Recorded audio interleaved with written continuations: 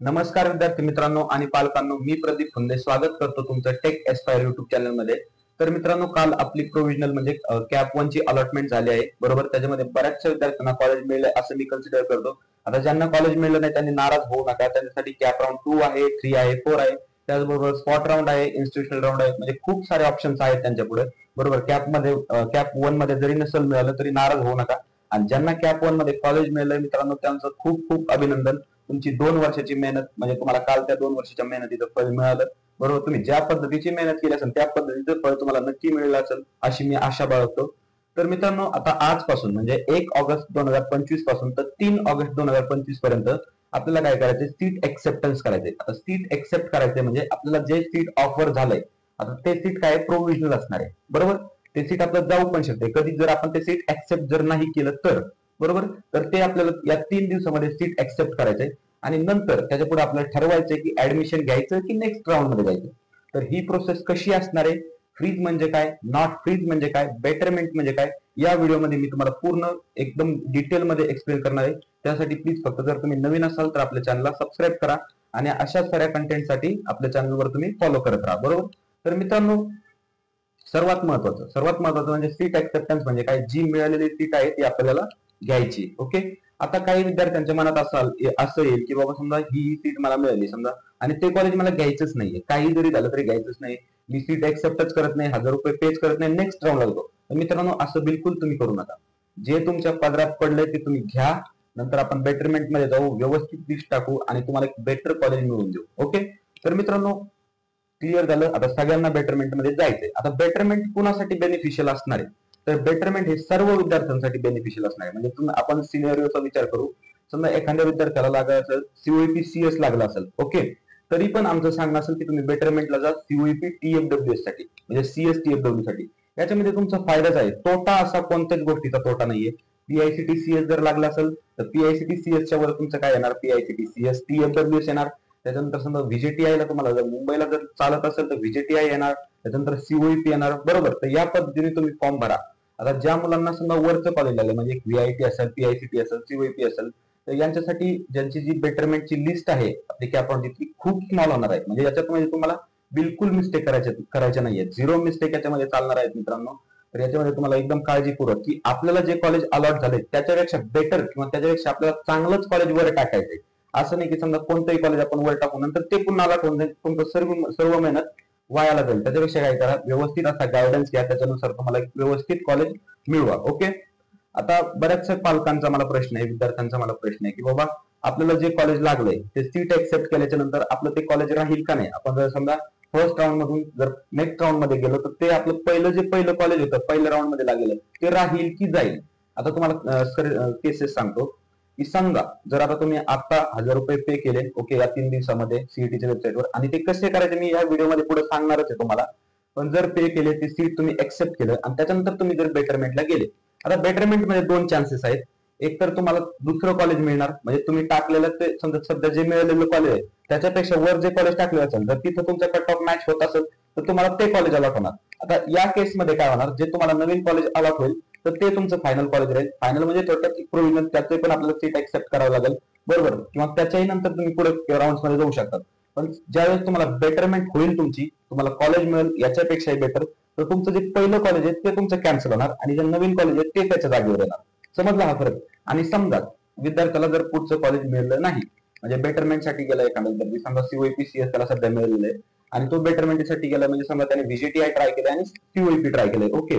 समजा त्याला व्हीजीटीआय आणि सीओईपी मधलं कोणतंही कॉलेज मिळलं नाही तर त्याला पुन्हा त्या राऊंड मध्ये पुन्हा आहे तीच सीट अलॉट होणार, ओके। म्हणजे तुमची सीट कुठेही जात नाही, याच्यामध्ये कोणत्याही प्रकारची तफावत नाही, तुमची सीट आहे तशी तुमच्याकडे राहणार। जर कधीपर्यंत, जोपर्यंत तुमची बेटरमेंट होत नाही तोपर्यंत। एकदा बेटरमेंट झाली मग तुम्हाला जी बेटरमेंटची सीट मिळेल ती सीट तुमची, ही सीट तुमची जाणार, ओके।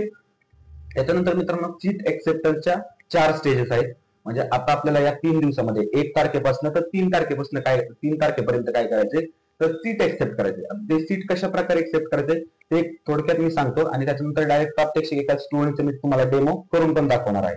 आता सीट एक्सेप्टन्स मध्ये सर्वात पहिली फेज आहे ती म्हणजे सेल्फ व्हेरिफिकेशन, त्याच्यानंतर सेकंड फेज आहे फ्रीज किंवा बेटरमेंट, त्याच्यानंतर थर्ड फेज आहे पे ऍप्लिकेशन फी, एक्सेप्टन्स फी, आणि त्याच्यानंतर चौथी पेज आहे कन्फर्म एक्सेप्टन्स. ओके, तर सेल्फ व्हेरिफिकेशन म्हणजे काय, तर तुमचे जे डिटेल्स आहेत, ओके, तुम्ही जे कॅप रजिस्ट्रेशनच्या वेळेस, डॉक्युमेंट व्हेरिफिकेशनच्या वेळेस, म्हणजे समजा तुमची कॅटेगरी असेल, तुमचे मार्क्स असतील, तुमचं नाव असेल, ओके, तुमची बर्थ डेट असेल, या सर्व गोष्टी तुम्हाला चेक करायच्या आहेत.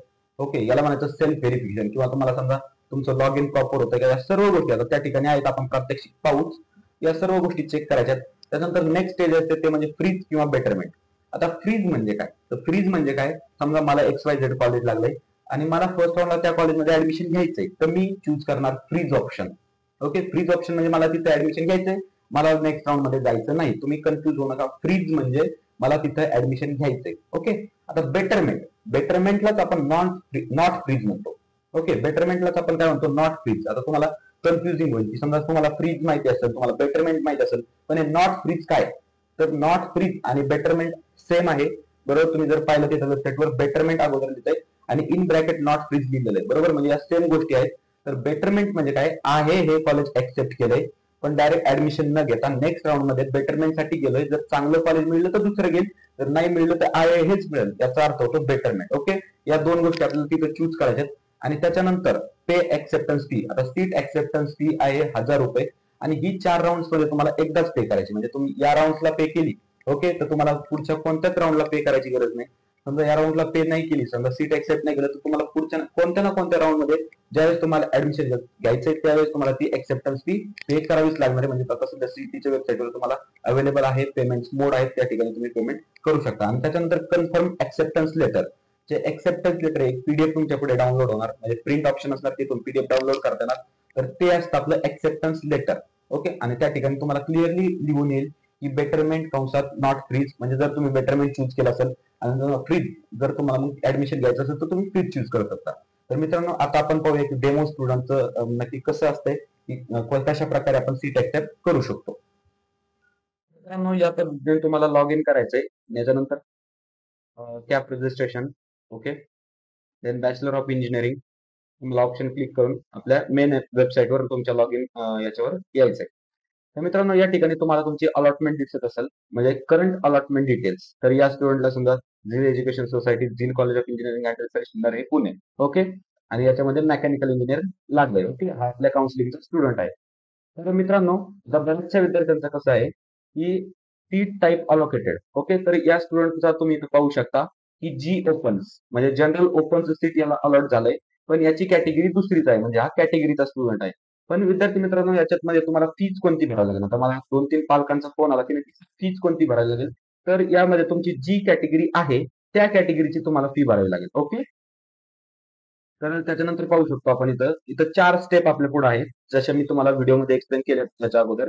Self verification status, then choose acceptance option, then pay acceptance fee, आणि त्यानंतर confirm seat acceptance letter. Okay, तर वन बाय वन आपण 4ही स्टेप पूर्ण करूया. फर्स्ट ऑफ ऑल, इथं इनकम्प्लीट असेल तुम्हाला कम्प्लीट करायचंय. आणि या ठिकाणी तुम्हाला तुमचे पूर्ण डिटेल्स तुम्हाला एक क्रॉस व्हेरीफाय करायचंय. ओके, या ठिकाणी तुमची अलॉटमेंट तुम्हाला क्रॉस व्हेरीफाय करायची. Okay, then proceed to seat acceptance. Then proceed केल्याच्या नंतर तुम्हाला या ठिकाणी हा टॅब ओपन होईल. तर या टॅब मध्ये तुम्हाला काय आहे, इथं जेंडर मेल, जर तुमचं करेक्ट असेल तर एस करा, म्हणजे करेक्ट बटनावर क्लिक करा. त्याच्यानंतर तुमचा कॅन्डिडेचर टाईप, ओके, महाराष्ट्र टाईप 1. त्याच्यानंतर तुमची कॅटेगरी. आता कॅटेगरी पुढे डॉलर सिम्बॉल का दाखवत आहे, तर या स्टुडंटनी त्याचं ऑप्शन फॉर्म नाही, कॅप रजिस्ट्रेशन करता वेळेस त्याची कास्ट व्हॅलिडिटी सर्टिफिकेटची रिसिप्ट अपलोड केली होती, त्याच्यामुळे इथं डॉलर साइन दाखवतो, त्याच्यामुळे कन्फ्युज होऊ नका. ओके, त्याच्यानंतर काही डिटेल्स इथं बाय डिफॉल्ट येत आहेत. बरोबर, ऑर्फन आहे का, ऑर्फन आहे का, नो, म्हणजे हा डिटेल्स बाय डिफॉल्ट येते. TFWS, ओके, येस केलंय, ठीक आहे, येस. ओके, तर या पद्धतीने डिटेल्स तुम्हाला चेक करायचे. जर तुमच्यामध्ये काही इनकन्सिस्टन्सी असेल, काही चुकलं असेल, तर इथं तुम्ही इनकरेक्ट सुद्धा करू शकता. ओके, त्याच्यानंतर तुम्ही इथं पाहू शकता की समजा मार्क्स असतील HSC वगैरे याचे, तर तुम्हाला इथं समजा मार्क्स तुमचे जर बरोबर असेल, तुमचा डाटा, तुम्हाला एस क्लिक करायचंय. त्याच्यानंतर बरोबर नसेल तुम्हाला नो, म्हणजे इनकरेक्ट क्लिक करायचंय. ओके, या ठिकाणी मी क्लिक करतोय. हे क्लिक झाल्याच्या नंतर मित्रांनो, इथं तुम्ही जे डॉक्युमेंट्स अपलोड केले होते, ओके, ते डॉक्युमेंट या ठिकाणी तुम्हाला आलेत, म्हणजे इथं दिसले, तर तुम्ही इथून पाहू पण शकता. की डॉक्युमेंट आपलं बरोबर जागेवर अपलोड झालंय का बरोबर डॉक्युमेंट. म्हणजे काही विद्यार्थ्यांचं कसं होतं की नॅशनॅलिटीच्या जागेवर कास्ट सर्टिफिकेट, म्हणजे अशा पद्धतीचा घोळ व्हायला नको. त्यासाठी तुम्ही चेक करा, ओके डॉक्युमेंट व्हेरीफाय आहे की नाही किंवा बरोबर जागेवर अपलोड झालेले आहे की नाही. आणि या सर्व गोष्टी चेक केल्याच्या नंतर तुम्ही सेव्ह अँड प्रोसीड या बटनावर क्लिक करा. तर या ठिकाणी तुम्ही पाहू शकता तर एक टॉप 10 मार्क्स तुम्हाला इथं मार्क्स पण फिल करायचे, त्याच्यानंतर आउट ऑफ मार्क्स काय असतील तर ते पण फिल करायचे आणि तुमचं स्टेटस इथं करेक्ट आलं पाहिजे. Okay, then save and proceed.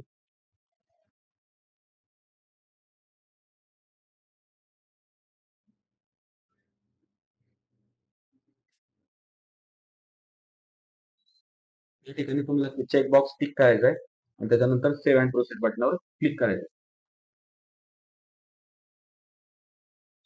Okay, save आणि प्रोसीड बटनावर क्लिक केल्याच्या नंतर तुमच्या पुढे एक एक्सेप्टन्स स्टेटस तुमच्या पुढे ओपन होईल. आता मी ज्या पद्धतीने तुम्हाला सांगितलं की betterment under bracket not freeze, म्हणजे हा ऑप्शन कुणासाठी आहे की ज्यांना सध्या ऍडमिशन घ्यायचं नाहीये, नेक्स्ट राऊंड साठी जायचं बेटरमेंट साठी. ओके, तर त्यांच्यासाठी हा ऑप्शन असणार आहे बेटरमेंट नॉट फ्रीज. आणि महत्वाचा ऑप्शन म्हणजे फ्रीज. तर या मुलाला सध्या इथं ऍडमिशन घ्यायचं त्याला जे अलॉट झालंय तिथं, तर यासाठी तुम्हाला फ्रीज ऑप्शन चूज करायचं आहे. आणि ज्यांना ऍडमिशन घ्यायचं नाही हे कॉलेज ठेवून नेक्स्ट राऊंड मध्ये जायचंय, जर समजा भेटलं कॉलेज तर ठीक आहे, नाही तर पुन्हा त्यांना हे मिळून जाईल तर त्यांच्यासाठी बेटरमेंट हा ऑप्शन असणार आहे. ओके, तर या स्टुडंटला फ्रीज करायचंय कॉलेज, त्यासाठी आपण फ्रीज या बटनावर क्लिक करू. ओके, फ्रीज या बटनावर क्लिक केल्याच्या नंतर या ठिकाणी तुम्हाला एक एंटर वन टाइम पासवर्ड मागेल, म्हणजे ओटीपी मागणार आहे. तर तो ओटीपी तुम्हाला मिळवायचा आहे. ओके, तुमचा जो रजिस्टर्ड मोबाईल नंबर असेल, ओके जो रजिस्टर्ड मोबाईल नंबर असेल त्या मोबाईल नंबरवर हा ओटीपी जाणार आहे आणि तो ओटीपी तुम्हाला या ठिकाणी एंटर करायचा आहे. या पद्धतीने तुम्ही इथं ओटीपी फिल करा. ओके, आणि व्हेरीफाय ओटीपी फॉर फ्रीज या बटनावर क्लिक करा. ओके, या बटनावर क्लिक केल्याच्या नंतर your seat acceptance status is freeze, म्हणजे इथे तुम्हाला ऍडमिशन घ्यायचंय आणि seat acceptance status not confirm, म्हणजे सध्या पुरते दाखवत आहे. ओके, तर या ठिकाणी तुम्हाला सिलेक्ट पेमेंट मोड येईल. ओके, तर तुम्ही इथं ऑनलाईन सिलेक्ट करा आणि सेव्ह आणि प्रोसीड क्लिक करा. ओके, सेव्ह आणि प्रोसीड क्लिक केल्याच्या नंतर या ठिकाणी तुम्हाला डिस्प्ले होईल की सीट एक्सेप्टन्स फी ₹1000 अमाऊंट आहे. बरोबर, त्याच्यावर आपण क्लिक करूया आणि सेव्ह अँड प्रोसीड बटनावर क्लिक करू. म्हणजे टोटल तुम्हाला फीज किती पेड करायची की ₹1000. ओके,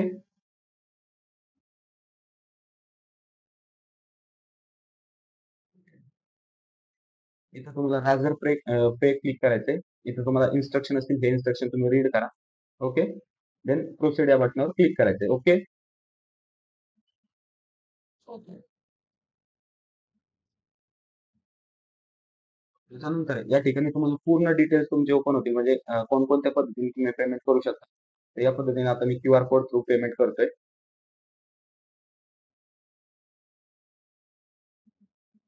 या ठिकाणी क्यूआर कोड ओपन झालाय. त्याच्यानंतर एक पेमेंट डिटेल्स पण येतील, म्हणजे ओके,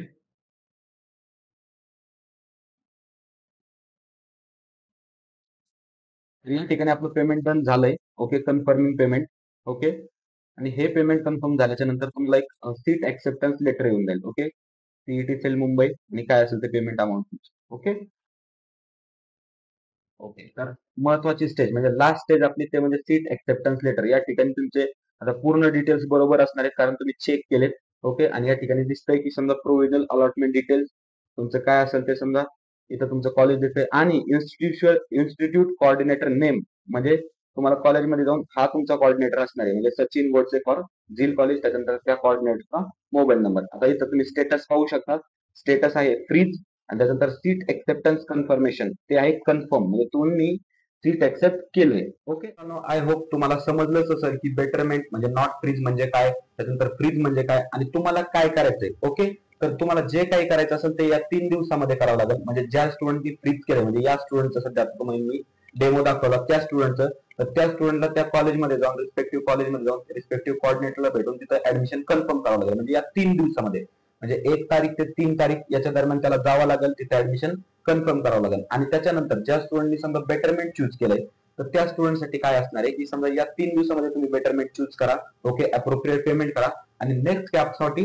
अपेअर करा. म्हणजे नेक्स्ट कॅप साठी तुम्हाला लिस्ट फिल करायला लागणार आहे. म्हणजे लिस्ट ऑलरेडी तुमची फिल असणार आहे, फक्त तिथं क्लिक करून लिस्ट सबमिट करायला लागेल किंवा ती लिस्ट तुम्ही एडिट करू शकता. तर मित्रांनो, हा व्हिडिओ जर तुम्हाला आवडला असेल, इन्फॉर्मेटिव्ह वाटला असेल तर व्हिडिओला लाईक करा बरोबर. ज्यांना आपल्या पर्सनल काउन्सिलिंगसाठी एनरोल करायचंय, आपल्या काउन्सिलिंग एनरोलमेंट फॉर्मची लिंक आपण डिस्क्रिप्शन मध्ये प्रोव्हाइड करतोय, त्या ठिकाणी जाऊन तुम्ही एनरोल करू शकता. त्याचबरोबर आपल्या ऑफिशियल व्हॉट्सअप ग्रुपची लिंक सुद्धा आपण या व्हिडिओच्या डिस्क्रिप्शन मध्ये देतोय, त्या ठिकाणी जाऊन तुम्ही आपल्या ऑफिशियल व्हॉट्सअप ग्रुपला जॉईन करू शकता. मित्रांनो, जर तुम्ही चॅनलवर नवीन असाल तर चॅनलला सबस्क्राईब करा. तर ठीक आहे, भेटूया नेक्स्ट व्हिडिओमध्ये अशाच एका इन्फॉर्मेटिव्ह टॉपिक सोबत.